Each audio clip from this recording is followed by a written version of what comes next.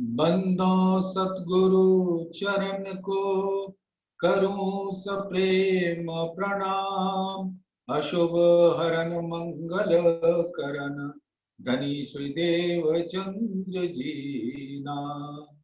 श्री प्राणनाथ निज मूलपति श्री मेहराज सुनाम।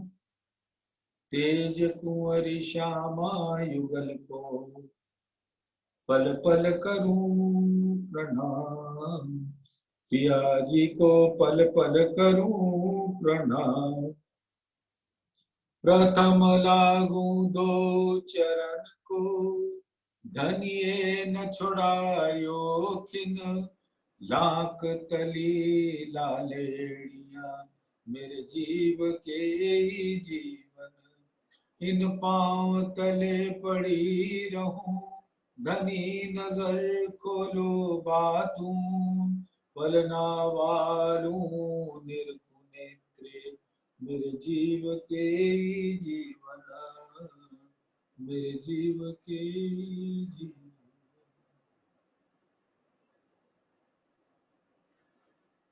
सुंदर साथ जी, शाम के समय आजकल हम लोग श्रृंगार ग्रंथ का सहूर कर रहे हैं मिल बैठकर। 25वां प्रकरण मोमिनों की शरीयत, हकीकत, मारिफत, इश्क रब्त का प्रकरण चल रहा है। 58 चौपाई तक कल पूरा किया था। 59वीं चौपाई से समापन हुआ तो वहीं से लेते। मोमिन हक बिना न देखें यही मोमिनो ताम। बंदगी तवाफ सब इतही मोमिनो इतही आराम। सुंदर साथ जी,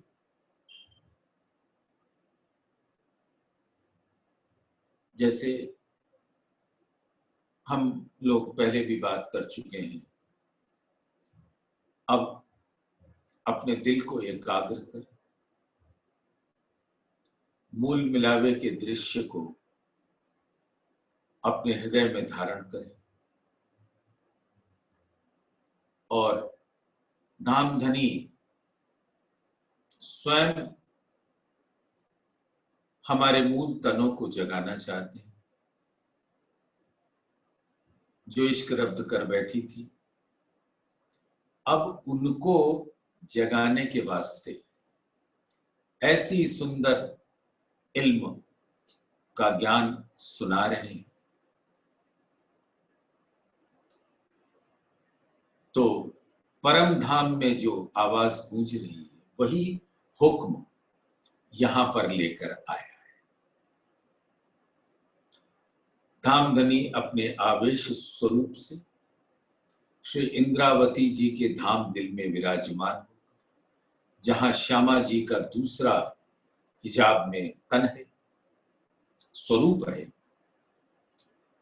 वहां से ये इल्म प्रकट होता है।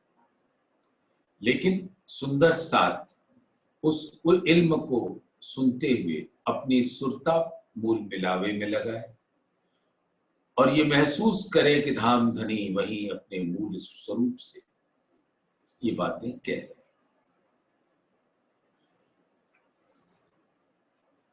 मोमिन हक बिना न देखें यही मोमिनो ताम। बंदगी तवाफ सब इतही मोमिनो इतही आराम। बंदगी के मतलब होता है प्रेम लक्षणा भक्ति।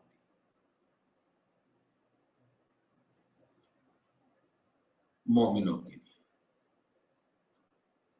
तो जब ब्रह्म सृष्टियों के दिल में सिवाय अपने अक्षरातीत प्राण प्रीतम प्राण वल्लभ प्राण जीवन प्राणनाथ कोई और ना हो, तो मोमिन हक बिना न देखे यानी उनकी बाह्य नजर में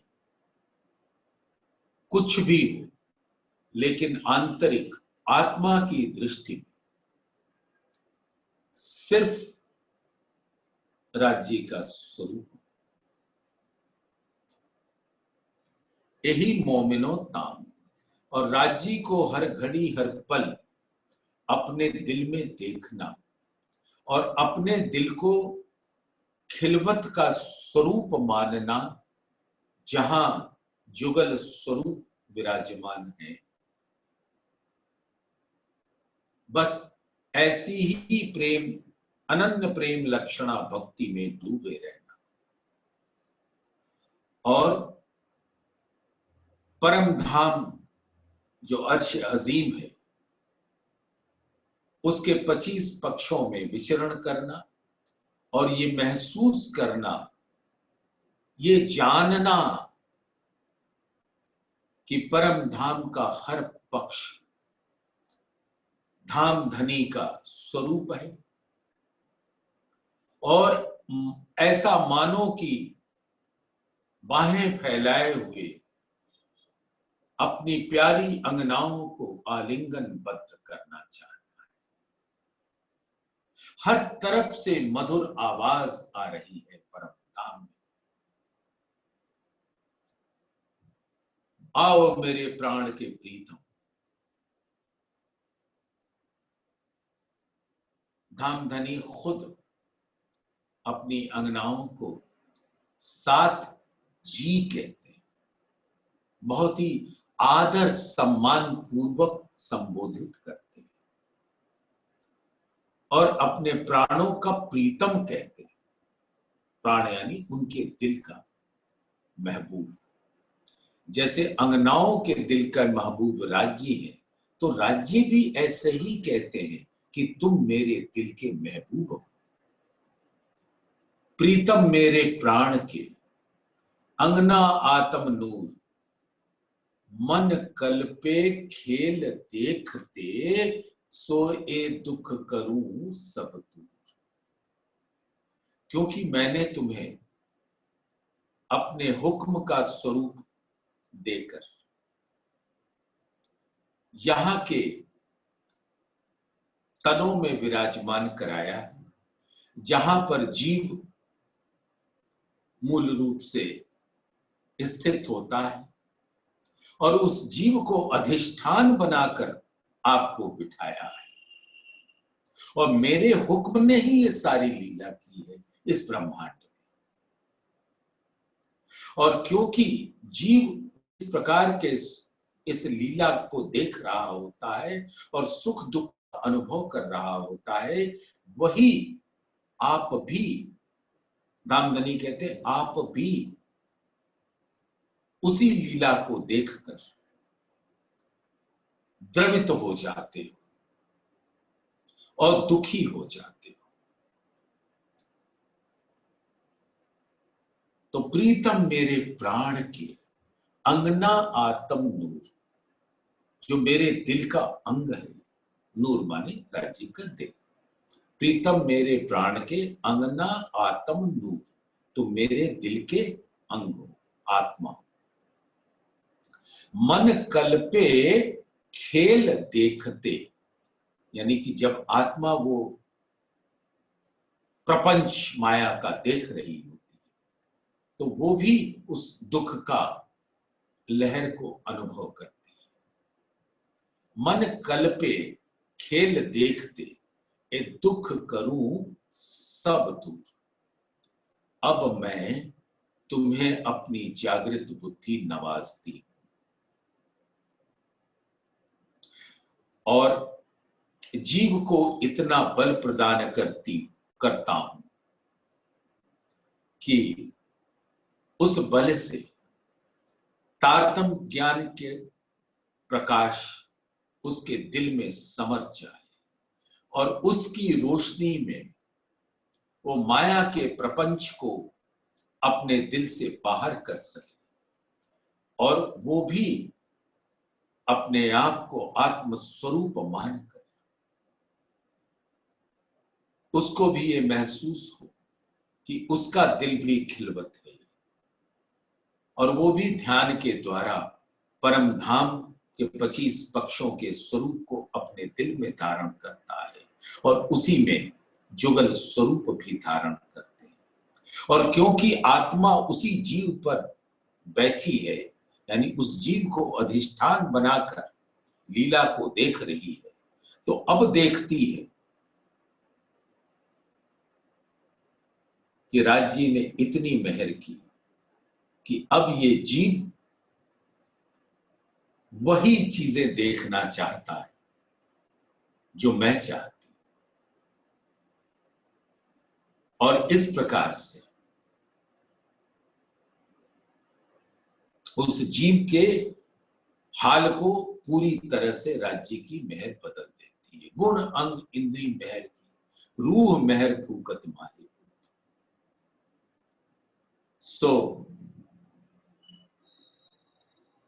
ऐसी स्थिति में जीव का भी एक ही खुराक, ताम माने खुराक, जीव का भी यही खुराक है कि वो वाणी का मंथन कर सके, वाणी का मंथन करके उस दृश्य को अपने दिल में उतार सके, और ध्यान के द्वारा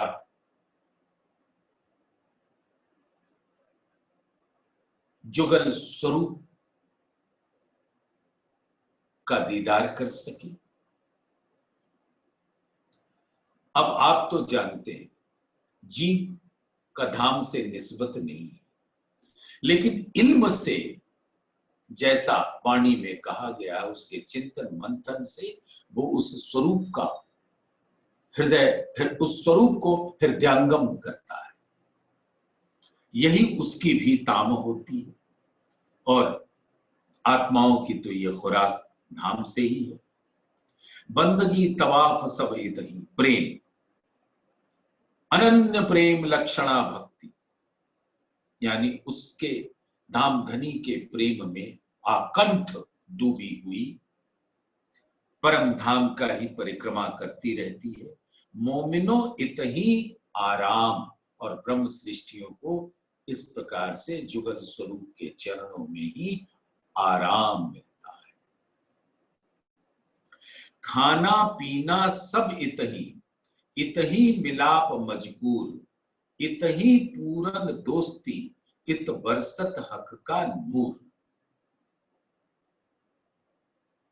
खाना एक बहिरंग लीला है, यानी कि परम धाम की हकीकत में विद विद की लीलाओं में मग्न रहना, और आत्मा उस लीला को चितवन के द्वारा धारण करती है, तो आत्मा के लिए वो भोजन के तुल्य होता है। और पानी पीना, जब आशिक और माशूक दोनों ही एक दूसरे के दिल में समाकर एक स्वरूप हो जाते हैं, तो वो तृप्ति का साधन बनती है। जैसे परम धाम में रमण करना, धाम धनी के संग, तो वो खाना के समतुल्य होता है। लेकिन उस सारी लीलाओं के बाद जब शयन की लीला में आशिक और माशूक एक दूसरे के अत्यंत करीब आकर हर चीज को मानो भुला दिया, सिर्फ आशिक को माशूक की नैन नजर आते हैं, और माशूक को आशिक के नजर आते हैं नैन, और दोनों नैन एक दूसरे में समा जाते हैं, तो वो प्रेम का चरमोत्कर्ष है, यानी एक दूसरे के दिल में डूब जाना, और वो सभी लीलाओं का मूल हो जाता है। तो भोजन के बाद पानी पीना, ये एक यहाँ के शब्दों में कहा गया है, लेकिन आप सुंदर साथ प्रबुद्ध हो, समझ गए होगे कि परम धाम की हकीकत की लीला में और फिर मार्फत की स्थिति में पहुंचने को ही खाना और पीना कहा गया है। खाना पीना सब इतही, आत्मा जिसको हुक्म ने धारण करके इन तनों पे बैठी है और जुगल स्वरूप का आवेश स्वरूप प्राणनाथ इंद्रावती के धाम दिल में विराजमान है, या हम आवेश स्वरूप को देखें और उन स्वरूप की महिमा से, मेहर से अपने मूल स्वरूप को देखें, दोनों से ही एक ही प्रकार का नूर बरसता है। खाना पीना सब इतही मिलाप मजबूर, इतही पूरन दोस्ती, इत बरसत हक का नूर। और जब हम परम धाम की हकीकत में हो या मारिफत में हो, धाम धनी का दिल ही मेहर का रस बरसाता है। नूर यानी राज्य का दिल, और दिल के अंदर रूहों के प्रति अपार लाड़ है, अपार कृपा है, अपार मेहर है, और वो मेहर बरसता रहता है। स्वरूप ग्रहिए हक का अपनी रूह के अंदर, पूरन स्वरूप दिल आइया तब दो उठे बराबर। सुंदर साथ जी, आप तो जानते ही कि पर आत्म के दिल में अखंड अविनाशी शाश्वत रूप से धामधनी का जुगल स्वरूप विराजमान रहता है। होश में भी और फरामोश में भी, हाल जो भी हो, धामधनी का स्वरूप उनके दिल से एक क्षण के लिए भी अलग नहीं होता है। अब यहां पर आत्माओं को आवाहन दिया जा रहा है धामधनी के द्वारा, स्वरूप ग्रहिए हक का। जब हक कहते हैं, आप हमेशा दिल में ये धारण करो, जुगल स्वरूप, तन और दिल, राज्य और श्यामा जी। स्वरूप ग्रहिए हक का अपनी रूह के अंदर। परात्म के अंदर तो अखंड रूप से, शाश्वत रूप से विराजमान है ही, उनके प्रतिबिंबित स्वरूप के अंदर भी वही स्वरूप है, बस माया का जो एक पर्दा पड़ा है, तो इल्म से उसको हटा दिया जाए।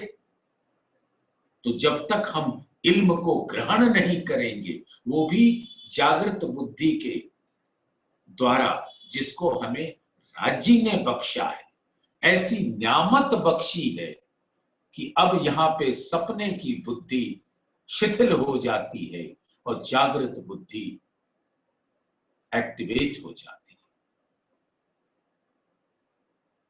स्वरूप ग्रहिए हक का अपनी रूह के अंदर।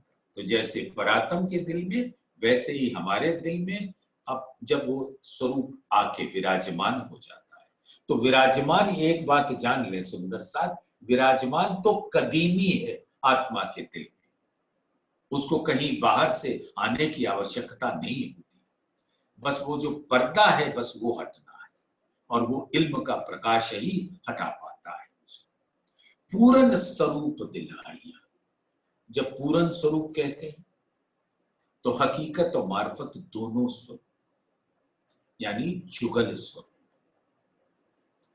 और हकीकत के अंदर परम धाम के 25 पक्ष भी आते हैं, जो धाम धनी का ही स्वरूप है। तो जब सिंहासन पर विराजमान हो जुगल स्वरूप, तन और दिल, राज्य और श्यामा जी, हकीकत और मार्फत, ये दोनों ही स्वरूप परम धाम के अद्भुत सौंदर्य में रचे पगे 25 पक्ष जब मेरे दिल में आकर समा जाए, मेरी आत्मा के दिल में समा जाए और उसकी एक लहर, एक सुगंध जीव भी प्राप्त करती है। स्वरूप ग्रहिए हक का अपनी रूह के अंदर, पूरन स्वरूप दिल आइया, तब दो उठे बराबर, तब आत्म और परात्म में कोई अंतर नहीं रह जाता। अंतस्करण आत्म के जब ए रहियो समाए, तब आत्म पर आत्म के रहे न कछु अंतराय। स्वाद आत्म तो आ वही जो पलक न दीजे भंग। इल्म का इतना बल ले लीजिए कि माया का पर्दा पलक न दीजिए भंग के मतलब ये तो जाहिर है कि पलक बंद हो जाए, लेकिन इसका जो बातूनी अर्थ है कि माया एक क्षण के लिए भी आपके दिल के नैनों के सामने आने न पाए। ये स्वाद आत्म तो आ वही जो पलक न दीजे भंग, अरस परस एक हो वही, पर आत्म आत्म संग। और यही स्थिति इस जागनी के ब्रह्मांड का चरमोत्कर्ष है, परम लक्ष्य है, जब आत्मा परात्म से अरस परस हो जाती है। ए शरीयत अपनी मोमिनो और है हकीकत, क्यों न विचार के ले वही हक हादी बैठे तक। हमेशा हक हादी की बात करते, राज श्यामा जी की बात करते, हकीकत तो मारिफत की बात करते, तन और दिल की बात करते। और यही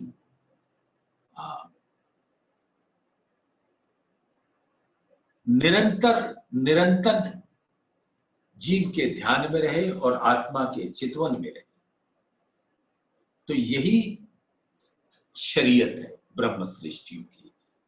ये शरीयत अपनी मोमिनों, जब मोमिन कहते हैं तो उसके अंदर आत्मा भी विराजमान है और जीव भी। तो उसमें से छांट के ये नहीं कहेंगे कि आत्मा ही मोमिन है और जीव मोमिन नहीं, क्योंकि दोनों ही इस तन के अंदर विराजमान है और दोनों को धामधनी अपने इल्म का रस दे रहे हैं। और अगर जीव ये राज्य की मेहर से बल ना करे तो आत्मा भी कैसे जागृत हो। रंग नंग ज्योत सलूक,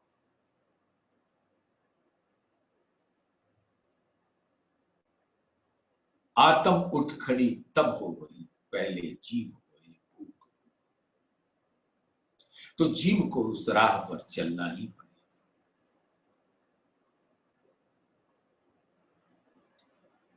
तो यही शरीयत है यहां पर इन ब्रह्म सृष्टियों की, जिसको ये इस तन के अंदर जीव और आत्मा दोनों ही विराजमान है और सम्मिलित लक्ष्य है कि धामधनी का ही सुमिरन किया जाए, उन्हीं का ध्यान किया जाए।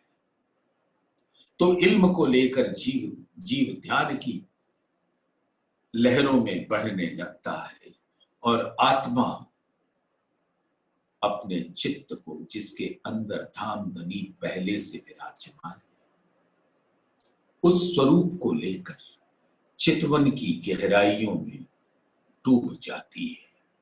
तब परम धाम का वो नूरी नजारा उसके दिल में इल्म के प्रकाश में खुल जाता है।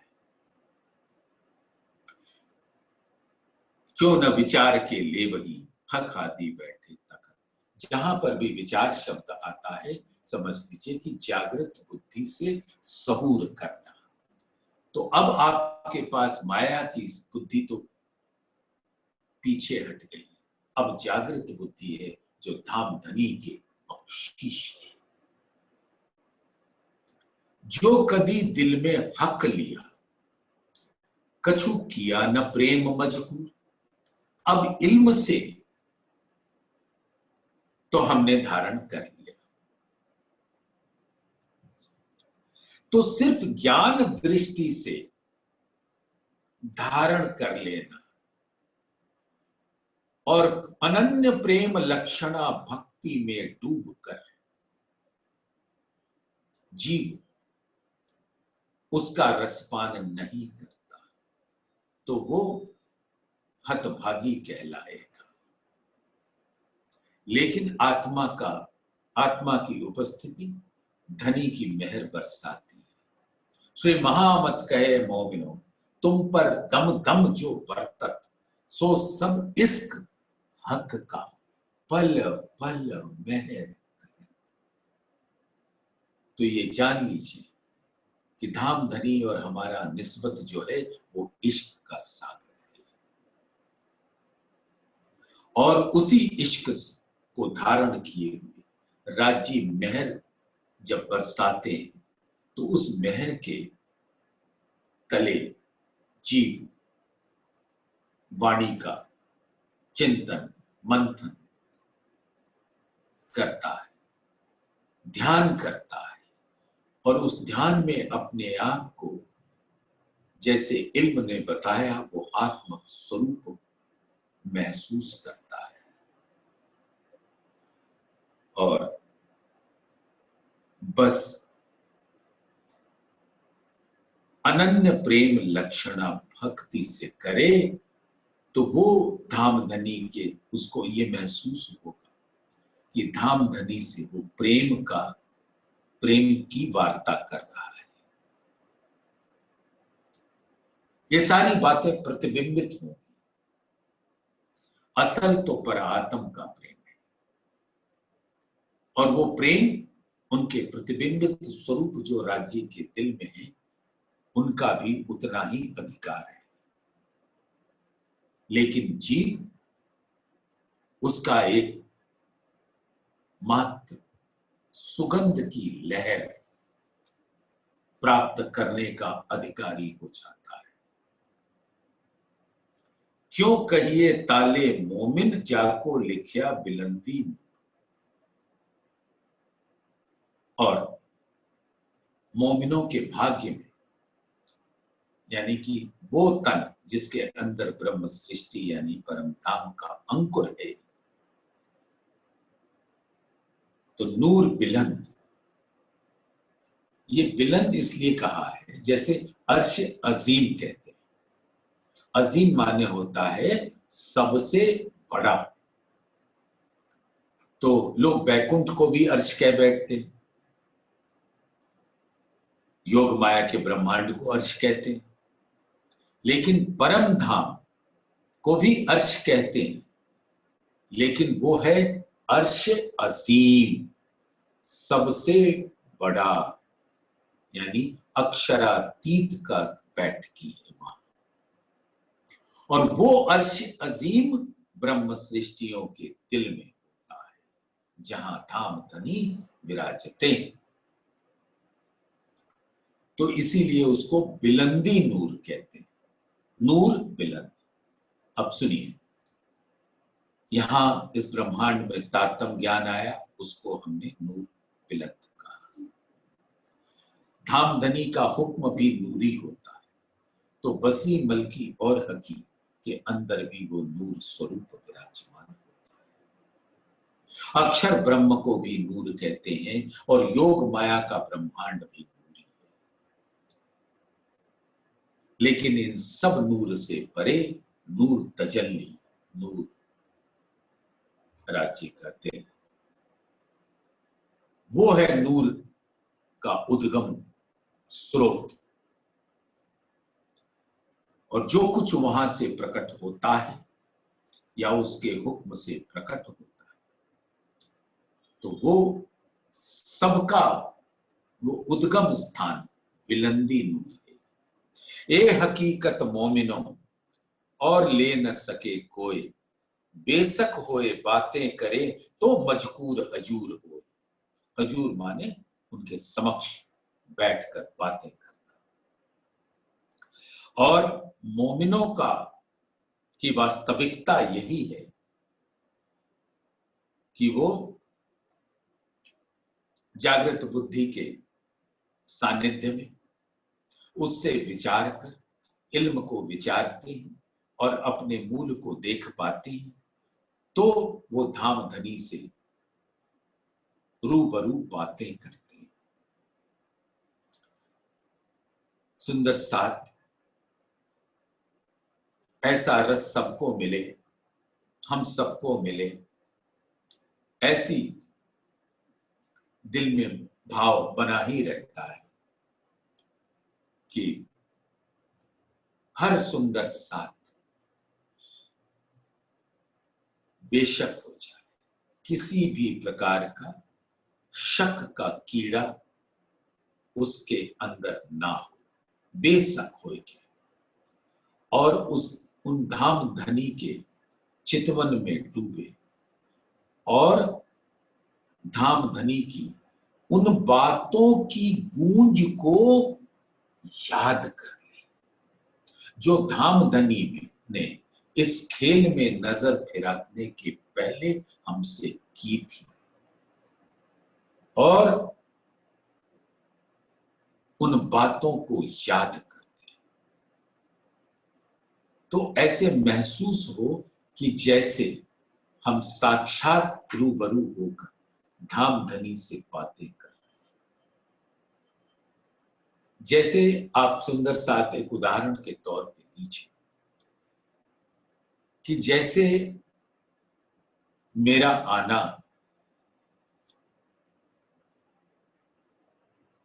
यूएसए में आज से 2 वर्ष पूर्व हुआ और मैं सुंदर साथ के बीच में पहुंचा। कभी ग्रैंड रैपिड में, कभी मिशिगन में, कभी शिकागो में,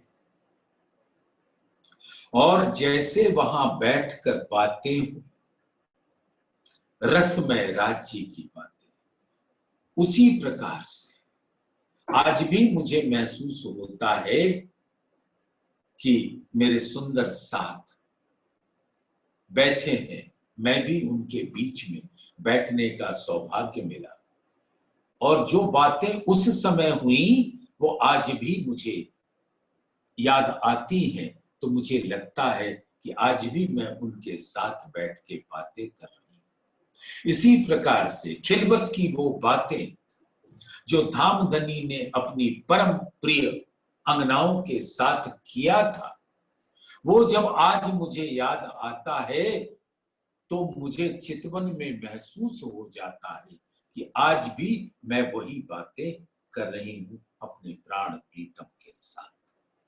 प्रेम की बातें बेशक होए बातें करें तो मजकूर हजूर होए, तो हम धाम धनी के समक्ष साक्षात विराजमान हो जाते हैं चितवन के स्वरूप से। जो तू ले हकीकत हक की तो मौत का पी सरबत, और जो इस हकीकत का स्वरूप, हकीकत की लीला का स्वरूप ग्रहण कर लेता है अपने दिल में और उसको बसाए रखता है अपने दिल में, तो मौत का पी सरबत, मौत माने मृत्यु नहीं, वो अमीरस मेहर की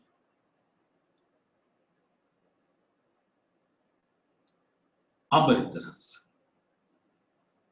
जिससे वो माया से बिल्कुल कट जाता है, और उस अमृत का रस का पान कर धाम धनी के चरणों का को मानो धो धो के पी रही है।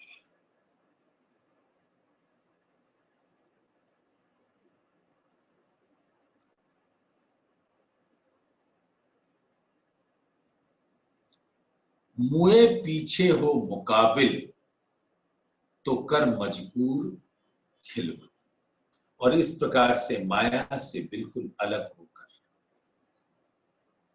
खिलवत खाने में धाम धनी से बातें कर रहे हैं।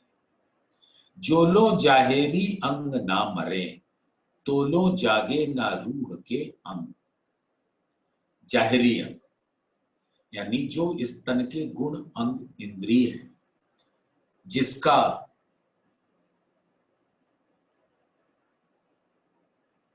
स्वामी जीव का अंतस्करण का मन है, जब तक वो उन माया की ख्वाहिशों को समाप्त न कर चुका, तब तक कहते हैं जो लो जाहिरी अंग ना मरे, तो लो जागे ना रूह के अंग। तब तक आत्मा के अंग जागृत नहीं हो पाते, यानी कि जीव को गलना ही होगा।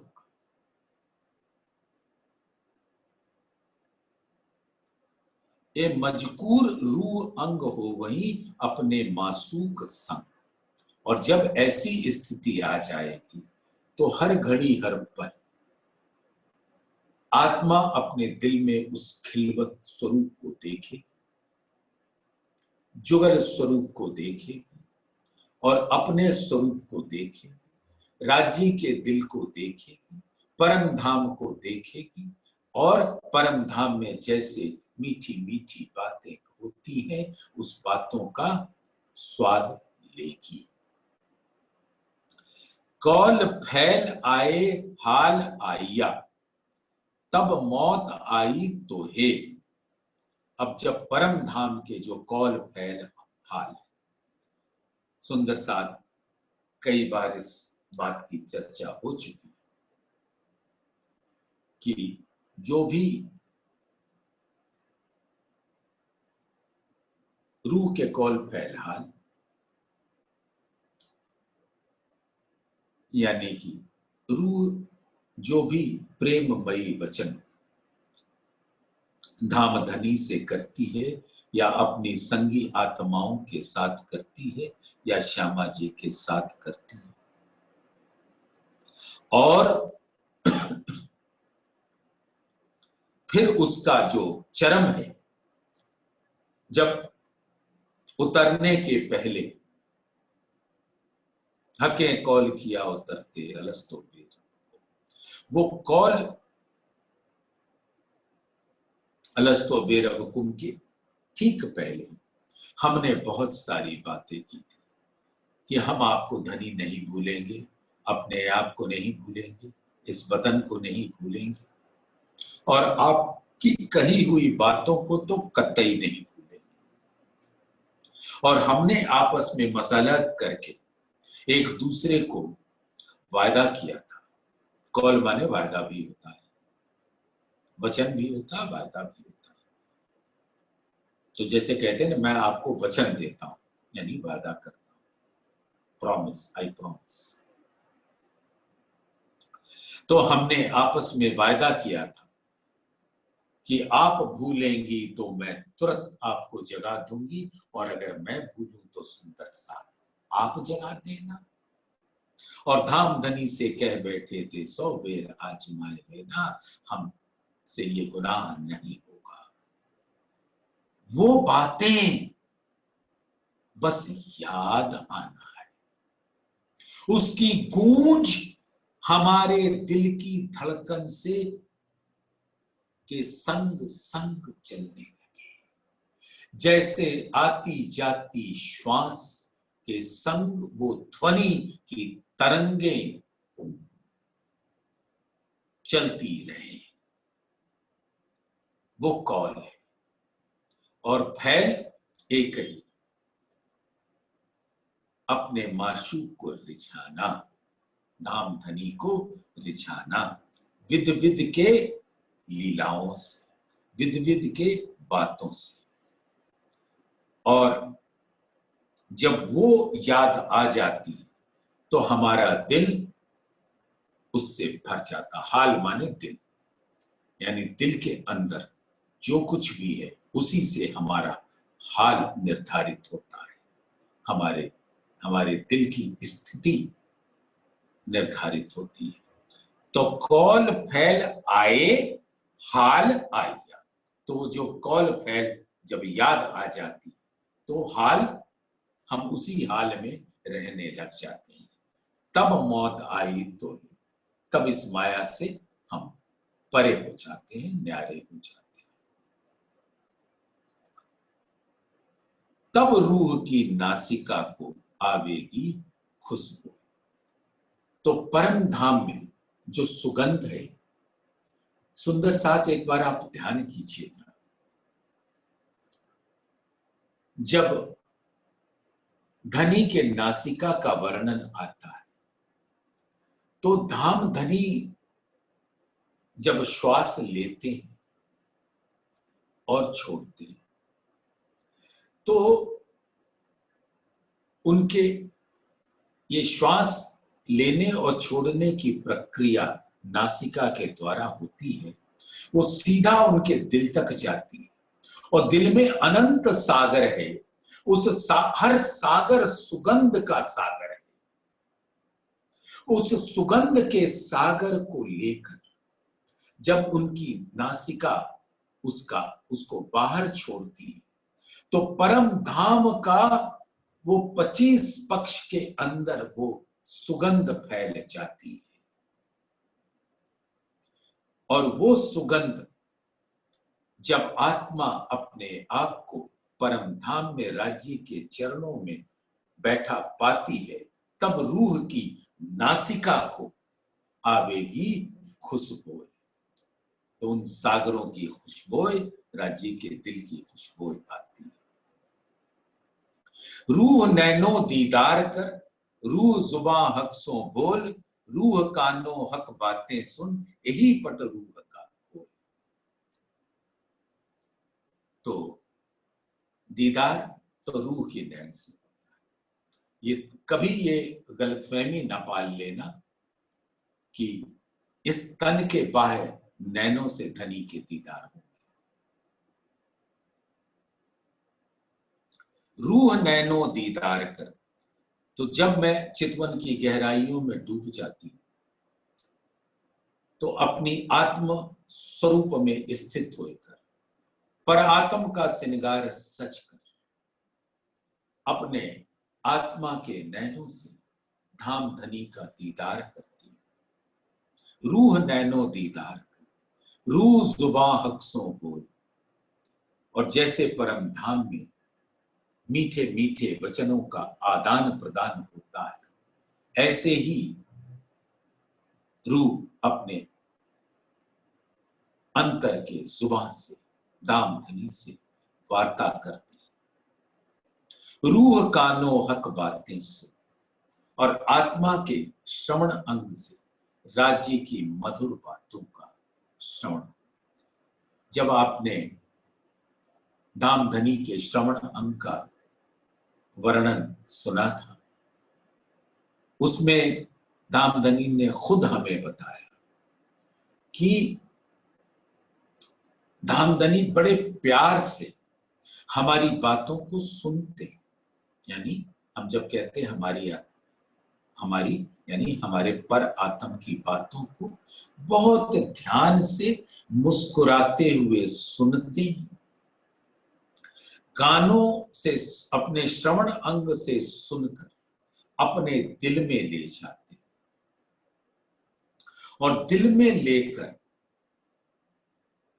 लाड़ का एक रस भरकर अपनी जुबान पे लाते हैं, वो अनंत मिठास के साथ, और फिर उसका पढ़ उत्तर अपनी मीठी जुबान से सुनाते हैं, जिसको रूहें श्रवण कर धाम धनी के दिल का अनंत लाड़मयी सुख को अपने दिल में धारण करती है और फिर उनके अंग उसी प्रकार से लीला करते हैं। तो कहते हैं रूह कानो हक बातें सुन। तो राज्य की बातें, जिस प्रकार से मीठी बातें जो उनकी जुबान से आती हैं, वो पहले आप बात करते हैं, वो उसको सुनते हैं, अपने दिल में ले जाते हैं, फिर हमसे वो बातें करते हैं, फिर हम अपने श्रवण अंग से सुनकर उस अनंत मिठास को अपने दिल में भर लेते हैं। रूह कानो हक बातें सुन, यही पट रूह का खोल। तो जो परम धाम में फरामोशी आई, अब यही एक लक्ष्य रह गया है कि मैं जागूं तो मेरी पर आत्म भी जागे। देखो हमारे ऊपर कितना बड़ा जिम्मेदारी दी है राज्य ने। पर आत्म ना कुछ देख सके, ना सुन सके, ना कह सके।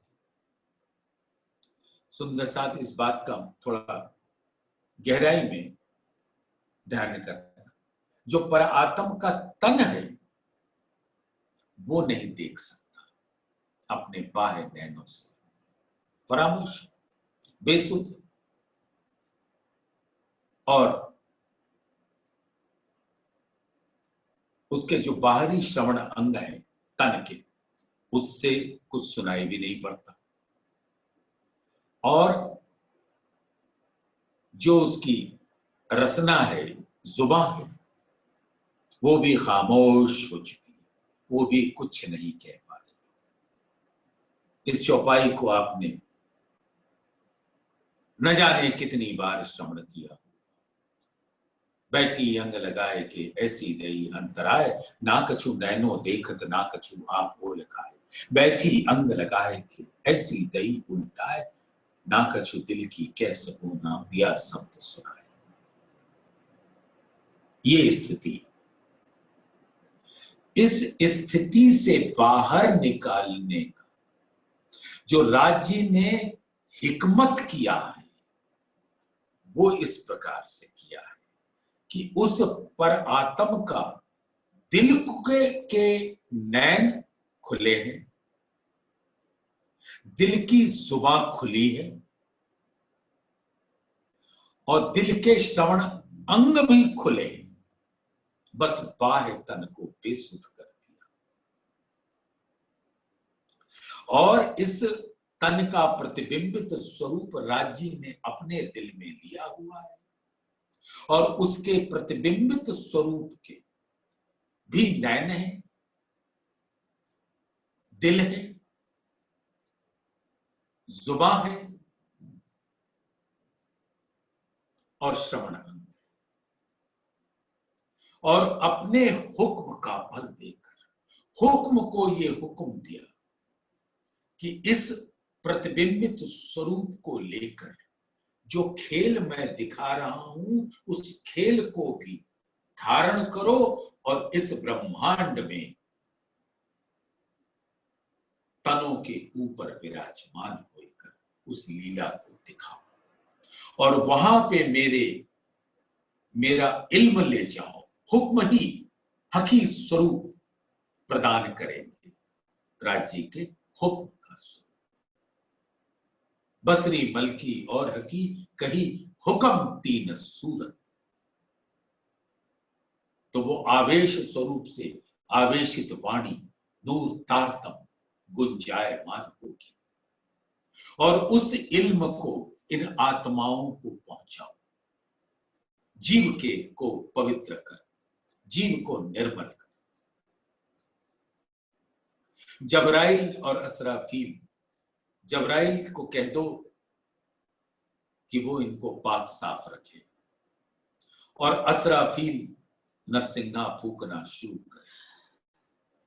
तो जीव भी जब उसको उस राह पर चल बैठता है तो आत्मा स्वतः ही अपने मूल में आ जाती है।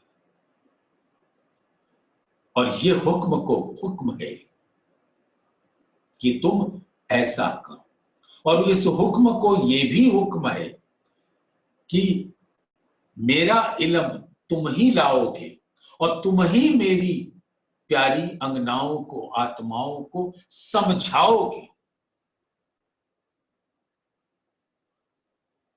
और वो हुक्म होता है जागृत बुद्धि असराफील को।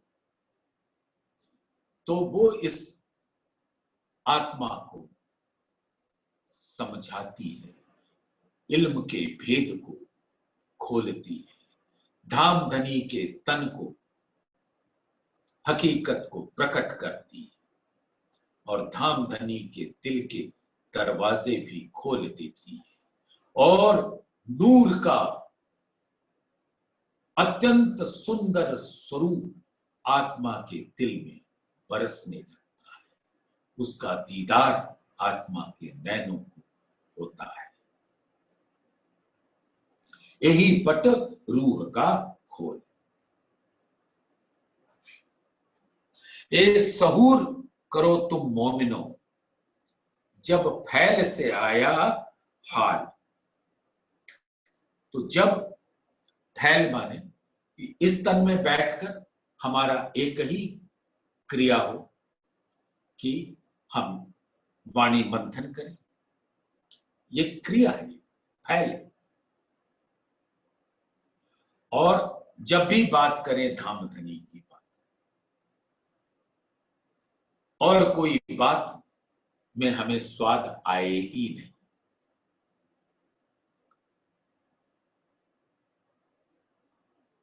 तो ऐसा सहूर करो जब फैल से आया हाल।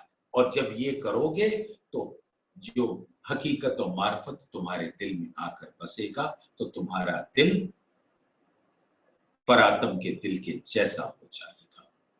जैसे अभी वो चौपाई हम लोगों ने आपस में बात की, अंतस्करण आत्म के जब ए रहे हो समय, कौल फैल हाल, जब ए रहे हो समय, तब आत्म पर आत्म के रहे न कछु अंतर आए। तब रूह फरामोशी ना रहे, तब आत्माओं के दिल से जो माया की फरामोशी हट जाएगी। और जब आत्मा के दिल में ऐसा आएगा तो पर आत्म का दिल और आत्मा के दिल में तो कोई फर्क ही नहीं है। अर्शतन दिल में ए दिल, आत्मा का दिल, अर्शतन दिल में ए दिल, दिल अंतर पट कछु ना है। दोनों दिल के अंदर कोई भेद का पर्दा नहीं।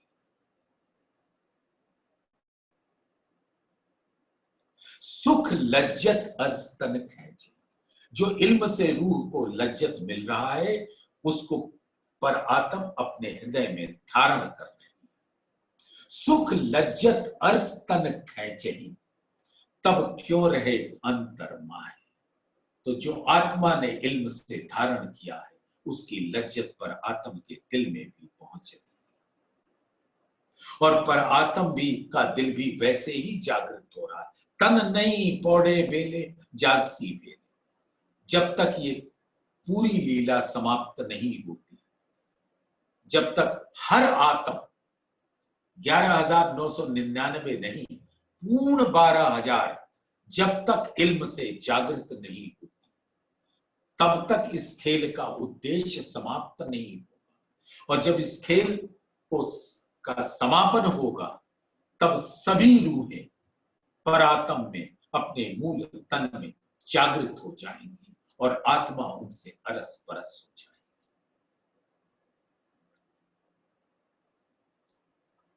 तब रूह फरामोशी ना रहे, बोए हाल में नूर जमाल। और नूर जमाल की अनंत सुगंध से भरपूर वो सागरों का रस आत्मा के दिल में बहने लगेगा। और आत्मा हमेशा राज्य के दिल के अंदर विराजमान अनंत सागरों के जल से छीलती रहेगी। बेशक होए दीदार कर, ले जवाब होए बेशक, यही मोमिनो मारिफत खिलवत कर साथ हक। ताथे तू चेत रूह अर्ज की, ग्रहे अपने हक के अंग, रहो रात दिन सोहबत में, हक खिलवत सेवा संग। तो सुंदर सा अब इल्म से हर प्रकार की बेशकी कर लो और जागृत बुद्धि को धारण कर और अपने दिल को चितवन की गहराइयों में डुबोकर धाम की हकीकत का दीदार करो। और धाम धनी की बातों का श्रवण करो, यही मोमिनों मारिफत। और जो परम सत्य है मोमिनों का, कि उनका यही परम सत्य है कि अपने आप को धाम धनी के सानिध्य में हर घड़ी हर पल परम धाम में पाना, उनके चरणों में रहना, खिलवत कर साथ हक, और हमेशा एक होए के परम धाम में धनी के चरणों का रस पीना। तो सुंदर साथ समय की मर्यादा आप सब जानते हैं, तो इस चौपाई को एक बार सुन लीजिए। ये 70 नंबर की चौपाई है। तो आज हम लोगों ने श्रृंगार ग्रंथ के 25वें प्रकरण की चौपाई 59 चौपाई से 70 चौपाई तक, यानी इन 12 चौपाइयों को श्रवण करने का धाम धनी के हुक्म से सौभाग्य प्राप्त हुआ। तो इस चौपाई को एक बार सिर्फ सुन लीजिए। बेशक होए दीदार कर, ले जवाब होए बेशक, यही मोमिनो मारिफत, खिलवत कर साथ, खिलवत कर साथ हक। बोले श्री प्राणनाथ प्यारे की जय, बोले श्री सदगुरु महाराज की जय, बोले श्री सर्व सुंदर साथ की जय।